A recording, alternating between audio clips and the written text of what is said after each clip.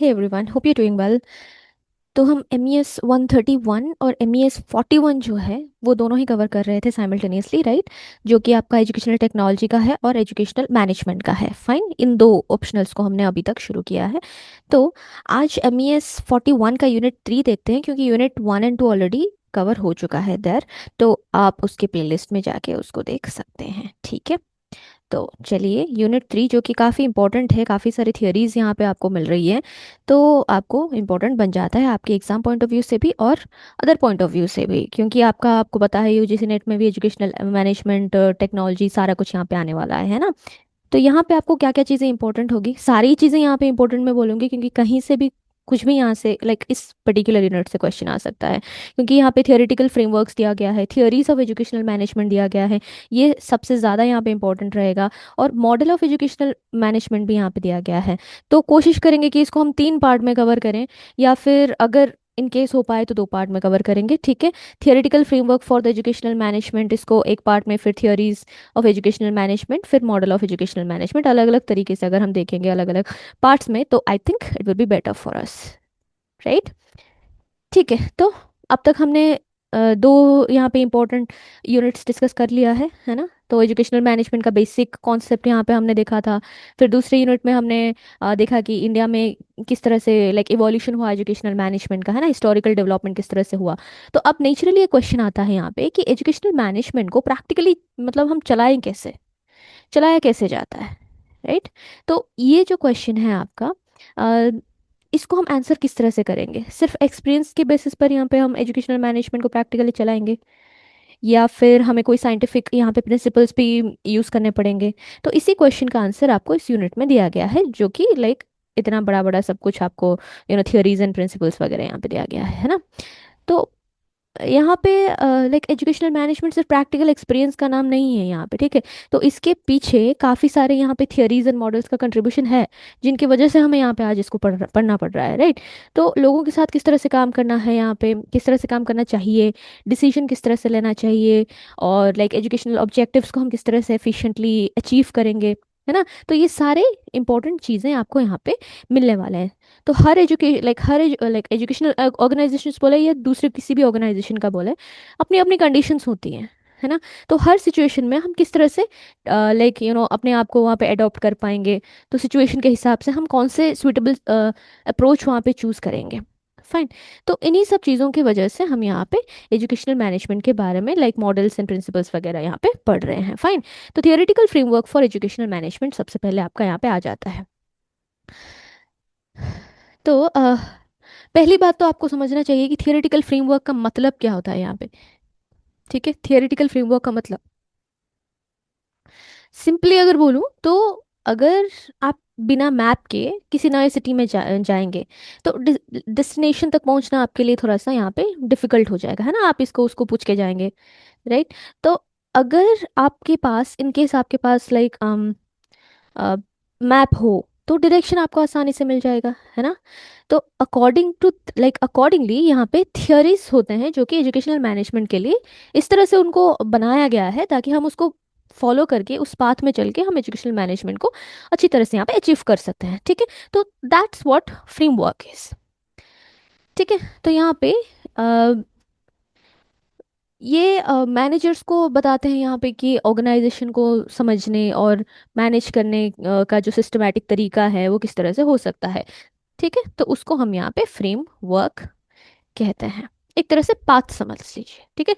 यानी थियरी सिर्फ यहाँ पे पढ़ने का चीज़ नहीं है, आपको यहाँ पे चीज़ों को प्रैक्टिकली मैनेजमेंट के टुवर्ड्स यहाँ पे काम करना है, तो प्रैक्टिकली आपको समझना पड़ेगा, सोचना पड़ेगा, उस डायरेक्शन में काम करना पड़ेगा। Fine. So that's what theoretical framework is. तो यहाँ पे rational for theoretical framework, rational for theoretical framework यहाँ पे क्या है? एजुकेशनल मैनेजमेंट में थियोरी की ज़रूरत क्यों क्यों पड़ती है हमें? लॉजिकल आंसर यहाँ पे आपको देना चाहिए कि एजुकेशनल इंस्टीट्यूशन जो होते हैं वो ग्रेजुअली यहाँ पे बहुत कॉम्प्लेक्स ऑर्गेनाइजेशंस बन गए हैं आजकल, है ना? स्कूल्स और यूनिवर्सिटीज़ में सिर्फ यहाँ पे टीचिंग नहीं हो रही है, यहाँ पे प्लानिंग हो रही है, यहाँ पे स्टाफ मैनेजमेंट हो रही है, फिनेंशियल मैनेजमेंट हो रही है।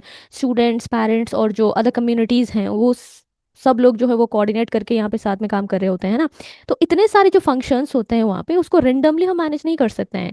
इसीलिए थ्योरेटिकल फ्रेमवर्क हमें यहाँ पे ज़रूरत होती है। फाइन। तो थियरी जो है एजुकेशनल मैनेजर को क्या क्या समझने में यहाँ पे हेल्प करता है, that is what rational here. ठीक है, तो क्या क्या समझने में मदद करता है, ऑर्गेनाइजेशन जो है हमारा, उसका बिहेवियर समझने में मदद करता है, उसका बिहेवियर किस तरह से होता है, प्रॉब्लम्स उसमें क्या क्या आती है, क्यों आती है, उसको हमें फाइंड आउट करने में मदद करता है। उसके साथ साथ प्रॉब्लम्स को सोल्यूशन, लाइक प्रॉब्लम्स का सोल्यूशन हम किस तरह से निकालेंगे उसके टुवर्ड्स हमें डायरेक्शन देता है ना। इंपॉर्टेंट बात ये भी है कि जो एजुकेशनल ऑर्गेनाइजेशन है उसको कंटिन्यूअसली हमें चेंज करते रहना पड़ता है according to the societal needs, है ना। जब सोसाइटी चेंज होती है तो एजुकेशनल ऑर्गेनाइजेशन हो चाहे कोई भी ऑर्गेनाइजेशन वो अडॉप्ट करती है, वो भी चेंज होती है ना। तो स्टूडेंट्स की नीड्स जो होती है वो भी चेंज होती है, इसलिए मैनेजमेंट भी यहाँ पे कंटिन्यूअसली इंप्रूव होता रहता है। फाइन। तो थियोरी इसी लाइक इम्प्रूवमेंट का एक तरह से फाउंडेशन प्रोवाइड कर रहा होता है। ठीक है, तो यही यहाँ पे कॉन्सेप्ट ऑफ थियरी यहाँ पे होता है, जो कि यहाँ पे सिस्टमैटिक और डिडक्टिव वे ऑफ थिंकिंग एक तरह से आप कह सकते हैं कॉन्सेप्ट ऑफ थियरी को। फाइन। तो काफ़ी सारे आपको थियरीज वगैरह मिलते हैं, like trial and error theory, trial and error method यहाँ पे मिलता है। ठीक है, कॉमन सेंस एंड एक्सपीरियंसेस का भी हम यहाँ पे प्रैक्टिशनर्स यहाँ पे यूज़ कर रहे होते हैं कि किस तरह से हम एजुकेशनल लाइक एडमिनिस्ट्रेशन करेंगे, मैनेजमेंट करेंगे। काफ़ी सारे थियरीज भी होते हैं हमारे एडमिनिस्ट्रेशन में भी। तो यहाँ पे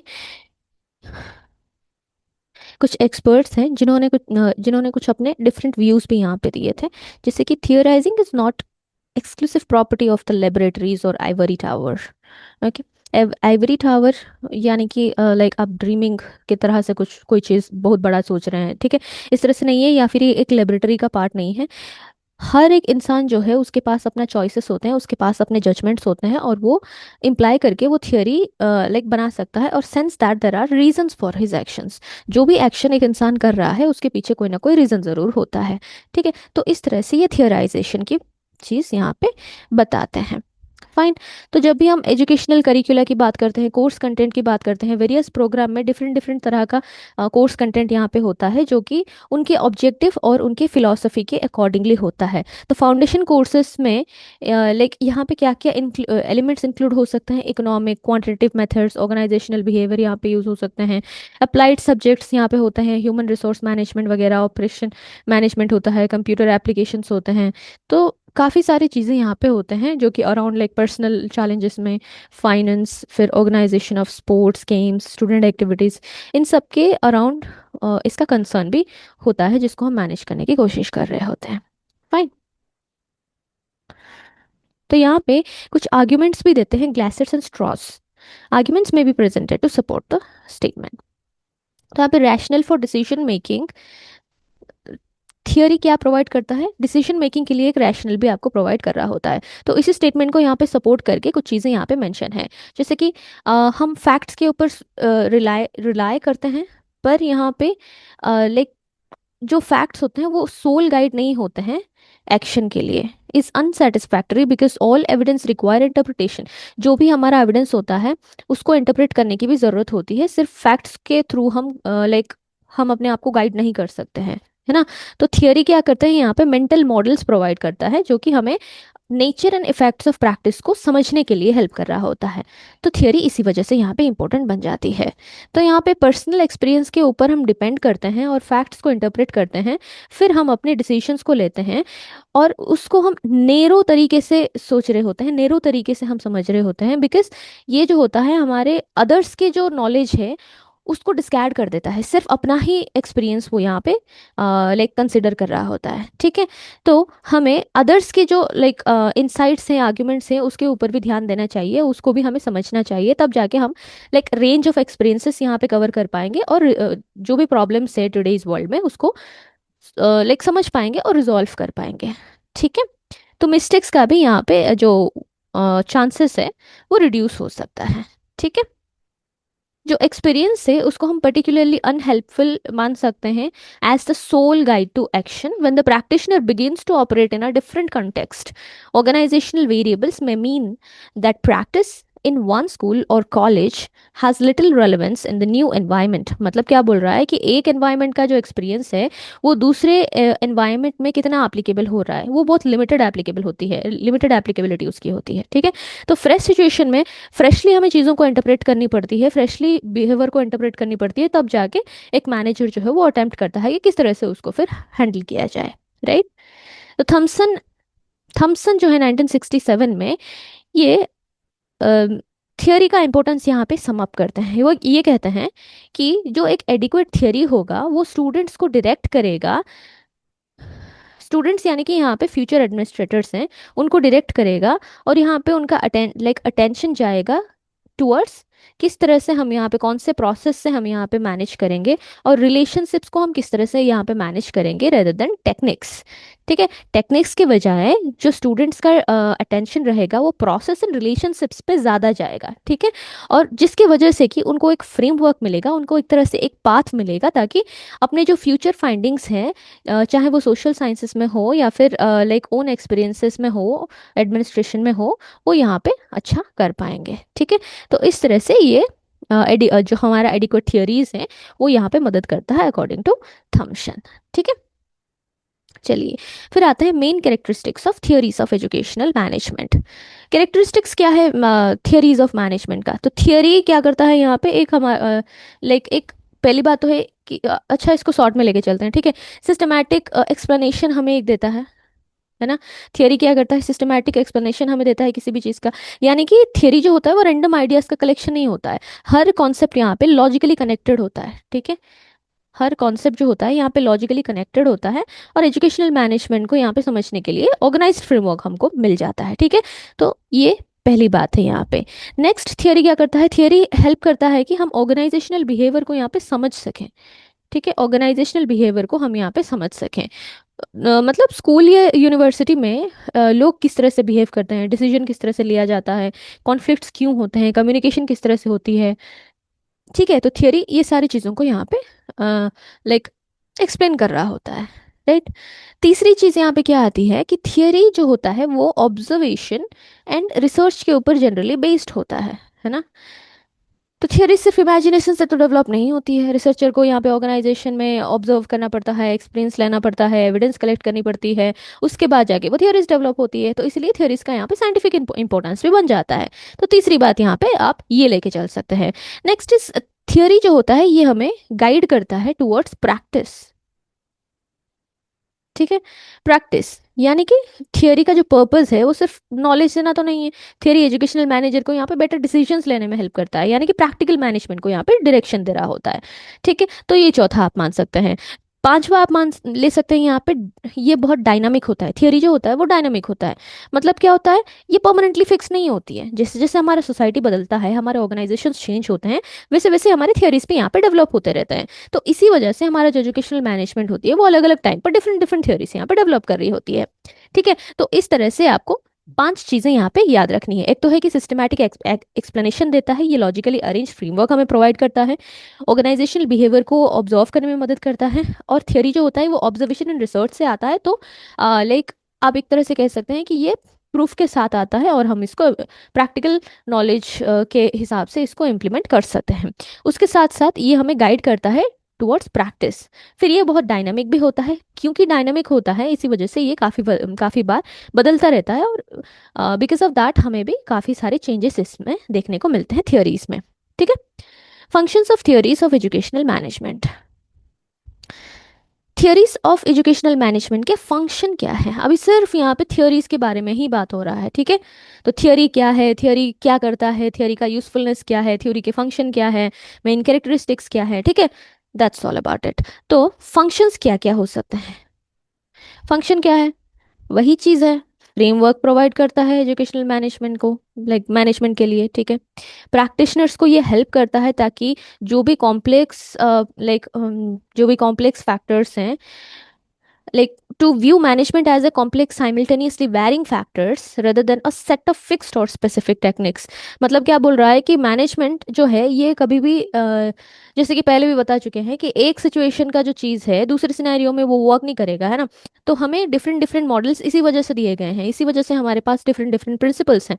तो ये कोई फिक्स्ड स्पेसिफिक टेक्निक्स नहीं है कि हम ये चीज़ें फॉलो करेंगे और वो हो जाएगा, है ना। तो ऐसा चीज़ नहीं होता है यहाँ पे। हमें लाइक वैरिंग फैक्टर्स को यहाँ पे कंसिडर करनी होती है, डिफरेंट डिफरेंट तरह की यहाँ पे सिचुएशंस को हैंडल करनी होती है। फाइन। फिर ये एक जनरल सोल्यूशन भी देता है, सजेशंस देता है, अप्रोचेस देता है, ताकि हम एक स्पेसिफिक एडमिनिस्ट्रेशन सिचुएशन को, याद रखिए स्पेसिफिक एडमिनिस्ट्रेशन सिचुएशन को यहाँ पे हैंडल कर पाएंगे, ठीक है। फिर ये क्या करता है, प्रैक्टिशनर्स को यहाँ पे अलाउ करता है कि वो अपने जो नॉलेज है उसको इनकॉर्पोरेट कर सके, यूटिलाइज कर सके, ताकि वो सेवरल डिसिप्लिन्स के जो फैक्ट्स हैं उसको गैदर करके एडमिनिस्ट्रेटिव इश्यूज एंड प्रॉब्लम्स को यहाँ पे सॉल्व कर पाएंगे, ठीक है। नेक्स्ट इज, एडमिनिस्ट्रेटर को ये कॉन्सेप्चुअल फ्रेमवर्क प्रोवाइड करता है ताकि वो डेटा को कलेक्ट कर सके, ऑर्डर कर सके, और फिर जो भी इंफॉर्मेशन एंड ऑब्जर्वेशन आता है अकॉर्डिंग टू दैट वो कंक्लूजन निकाल के मैनेजमेंट में उसको यूज कर सके, ठीक है। एंटीसीडेंट कॉन्सिक्वेंट भी यहाँ पे सजेशंस देते हैं, डायनेमिक रिलेशनशिप्स को यहाँ पे फाइंड आउट करने की कोशिश करी जाती है। फिर ये pointing to a problem calling for a solution, मतलब क्या है, कोई भी प्रॉब्लम जिसको सोल्यूशन की ज़रूरत है उसके टुवर्ड्स ये पॉइंट आउट करता है, और यहाँ पे लीड करता है कि सजेशंस यहाँ पे दिया जाए। तो ये मोटिवेट करता है, जनरली गाइड करता है रिसर्चर्स को फील्ड में कि इस प्रॉब्लम को हमें सॉल्व करनी है, ठीक है। उसके बाद जो भी कंफ्यूजिंग सिचुएशंस है उसको क्लैरिफाई करने की मदद, क्लैरिफाई करने के लिए मदद करता है bye identifying the relationship between elements, ठीक है। तो ये मेनली, अगर शॉर्ट में बोले तो क्या क्या करता है, एक तो है ये कि एक्सप्लेनेशन देता है, मतलब थियोरी बताती है कि ऑर्गेनाइजेशन में कोई इवेंट या प्रॉब्लम क्यों हुई है, या सिर्फ यहाँ पे क्या हुआ नहीं, किस तरह से होना चाहिए था और नहीं हुआ, क्यों हुआ क्यों नहीं हुआ, ये सारी चीज़ें वो एक्सप्लेन करता है, ठीक है, सिंपली एक्सप्लेन करता है। दूसरी बात है कि ये प्रोडिक्ट करता है। अगर मैनेजर ऑर्गेनाइजेशन को यहाँ पे प्रॉपरली समझ लेगा तो वो क्या कर सकता है, वो फ्यूचर सिचुएशन को यहाँ पे अंदाजा लगा सकता है ना। तो थियरी जो होता है वो फ्यूचर ऑर्गेनाइजेशनल बिहेवियर को यहाँ पे प्रेडिक्ट करने में भी हेल्प करता है, तो that's how it works for the prediction as well. Next is decision making. तो ऑफ कोर्स डिसीजन मेकिंग में ये मदद तो करता ही है ना। एजुकेशनल मैनेजमेंट में हर दिन आपको अलग अलग तरीके के सिनेरियोज मिलेंगे, अलग अलग तरीके के आपको डिसीजंस लेने पड़ेंगे। तो थियरी जो होता है वो मैनेजर को लॉजिकली और यहाँ पे इन्फॉर्म डिसीजंस लेने में यहाँ पे मदद कर रहा होता है, यहाँ पे कोई गेस वर्क का काम नहीं होता है। नेक्स्ट इज इम्प्रूवमेंट करने के लिए, ऑफ कोर्स ये सारी चीज़ें तो इम्प्रूवमेंट के लिए ही है ना। तो थियरी का यहाँ पे फाइनल ऑब्जेक्टिव आप मान सकते हैं कि इंप्रूव करना, लाइक बेटर प्लानिंग करना, बेटर लीडरशिप करना, better communication, better organisational performance देना, ये सारी चीज़ें जो होता है ये किसकी हेल्प से होता है, ये थियरी की हेल्प से ही होता है, ठीक है।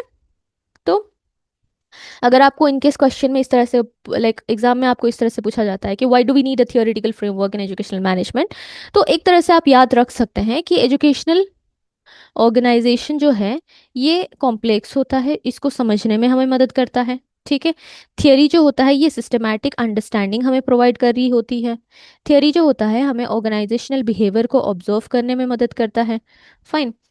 फिर क्या करता है, फिर गाइड करने में मदद करता है।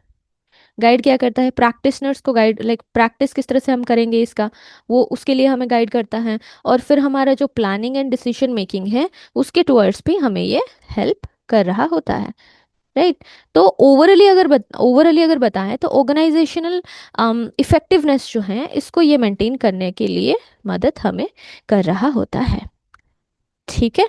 तो ये चीज़ें हैं जो आपको मेनली काम आती है, ठीक है। तो यहाँ पे आपको क्या क्या चीज़ें मिली कि लाइक थियरीज का जो कैरेक्टरिस्टिक क्या है और फंक्शंस क्या है, दैट्स ऑल फॉर इट, है ना।